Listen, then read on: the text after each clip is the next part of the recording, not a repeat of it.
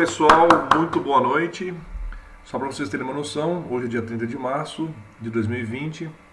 Quem está falando é o professor William Maluf. Eu estou fazendo esse vídeo completamente sem edição, sem absolutamente nenhuma preocupação aprofundada de fazer alguma coisa muito bem feita. Mas eu só quero mostrar para vocês em relação a, por exemplo, o que significa fazer uma planilha em Excel.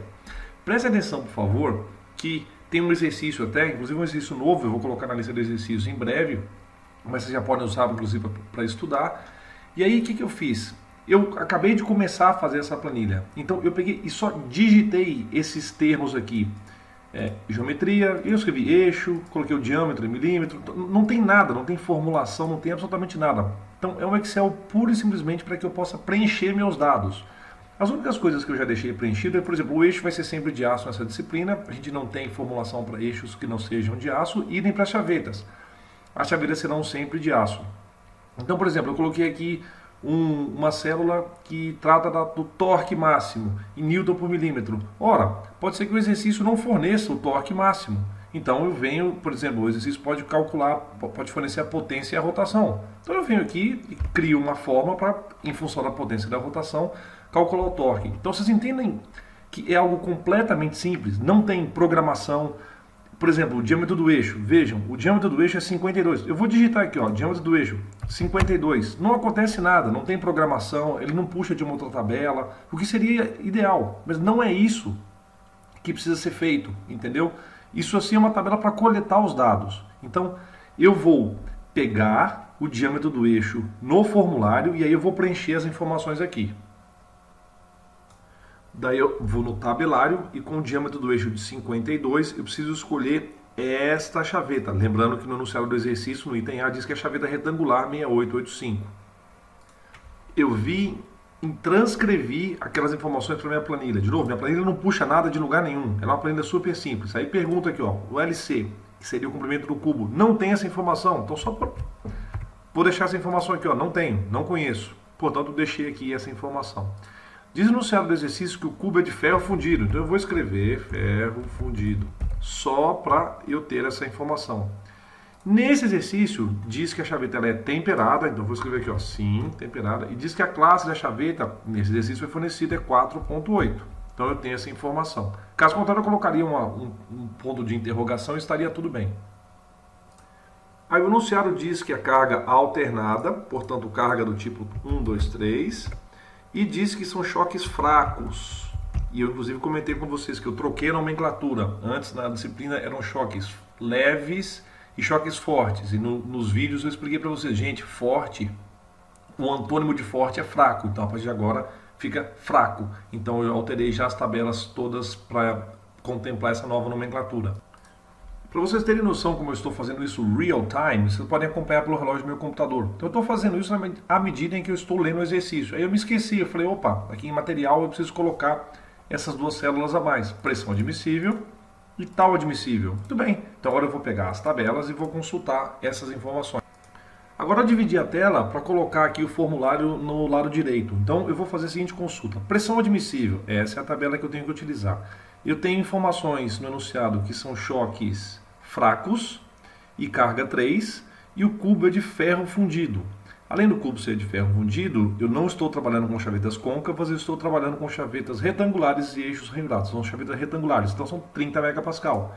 Eu escrevo aqui 30 megapascal. Calma, eu já sei, calma, não surta, não surta. Aí eu sei que a chaveta é temperada. Então eu não preciso programar, não preciso fazer nada. Eu estou fazendo esses cálculos totalmente do jeito roots, né? Raiz total. Então eu vou colocar 30, eu sei que eu tenho que multiplicar por 1,5 vezes 1,5. Pronto, a planilha faz esse cálculo para mim. É só isso que eu preciso. Eu tinha acabado de fazer esse exercício e eu digitei a classe de resistência 4.8 errado, era para ter digitado 4.6. Então eu vou trocar para 4.6 agora. Pronto, olha a mágica, 4.6. Mas aí também eu vou conversar com vocês. E se continuasse 4.8? Vamos lá, vamos conversar sobre isso. Na tabela de tal, ou seja, tensão admissível de desalinhamento, eu só tenho 4.6. 4.8 seria um material um pouco mais nobre, mas como não tem aqui, eu deveria usar a situação mais crítica, ou seja, vamos supor que na pior das hipóteses o 4.8 fosse igual ao 4.6. Então você colocaria aqui o tal admissível equivalente a 4,6. Mas eu não vou pedir esse tipo de coisa em prova, vai estar exatamente o que está na tabela. Então eu já troquei a 4,6, eu tenho carga do tipo 3, ele é 4,6, portanto é 20 megapascal. 20 megapascal. Nesse exercício a pergunta é calcular o L, mas enfim, eu não vou me preocupar com essa informação ainda. Inclusive vou até acrescentar aqui, ó, será que a minha chaveta, será que por exemplo, tem alguns exercícios, pode ser que eu tenha o L. Então eu vou deixar aqui pronto. Vou acrescentar uma linha para poder ficar bonitinho e não ter. Então não sei o L, é a pergunta do problema. Não era para estar em vermelho. Depois você vai achar, o professor colocou uma fórmula em vermelho, não tem nada de fórmula, não surta, pelo amor de Deus. Aí o que acontece? A última coisa aqui. A pergunta é, qual o torque máximo? Nesse caso, o torque ele é calculado como sendo o binário, né? 350 vezes 280, mais 500 newtons vezes 130. Então esse valor já sai em newton milímetro.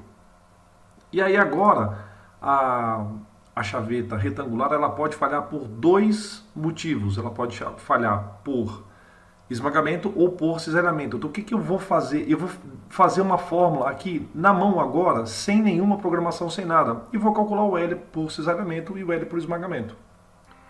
Daí eu vim e copiei essas fórmulas através do Equation Editor. Então tá aqui, ó, tá copiado. Isso aqui não faz cálculo nenhum, não tem nada disso. Inclusive o PowerPoint, o Excel, eles têm recurso para poder fazer cálculo. Mas olha, são equações soltas, isso aqui é só visual.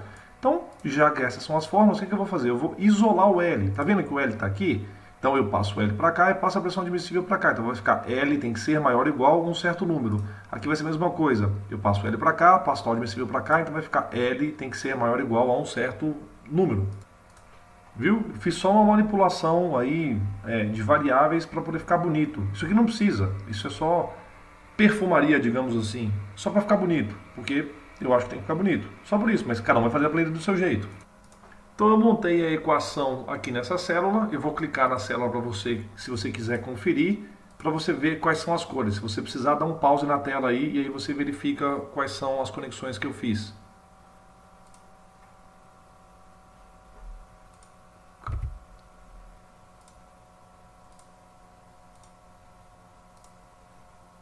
E esse valor obviamente sai em milímetros. Fiz a mesma coisa agora, digitei a senha, não, como chama isso? A fórmula. Então vou clicar aqui para você ver quais são as informações que eu estou trabalhando. E aí, se você quiser, vamos fazer aqui a normalização. Se você quiser, então você confere aí.